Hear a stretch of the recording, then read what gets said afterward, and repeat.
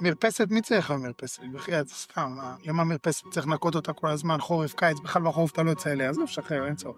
ממ"ד זה כלום, יש מקלט למטה, 8 קומות אתה יורד, צ'יק צ'ק אתה מגיע. הסדקים שראית בקיר, זה שטויות, יש את זה לכל הדירות. ובדרך כלל שבונים את הבניין, יש קצת תזוזות באדמה, אבל אל תייחס לזה, זה שטויות. זה לא זה כלום, זה טופל, בקיץ לא תראה את זה. המטבח, מה זה בשנייה, אתה מחליף את הפורמייקה של הארונות, הכל חדש. הריצוף? אתה לא יכול להשיג כזה היום, זה מאוד יקר, זה קיים לפני 30-40 שנה, אין אותו היום. ההליך שראית למטה, ספציפית היום לא ניקו בעירייה, אבל אל תדאג, זה לא יהיה ככה שתקנה את הבית. המעלית רק היום לא עבדה, זה לא משהו שקורה קבוע. הארון חשמל מתוכנן להכניס אותו לתוך הדירה, אז אל תדאג, עד שתקנה כבר אנחנו נסדר את העניין. מעל הפאנלים זה כלום כל הרטיבויות האלה, זה משהו שצריך להתייבש. הדלתות בתוך הבית זה שום דבר, מחליפים מוציאים, 7-8 אלף שקל נגמר. צנרת, מה בעיה, תביא אינסטלטור, סדר לך צנרת בכל הבית, ריצוף, עניינים, 30-40 אלף שקל תסוגר את העניין. התריסים שחסר שלבים זה בכוונה, שייכנס קצת אור וקצת צל. תאמין לי, מחסן זה רק לאגור. שחרר, תמכור, תשחרר דברים, אל תיקח איתך עוד מחסן ועניינים, למה אתה צריך מחסן בך?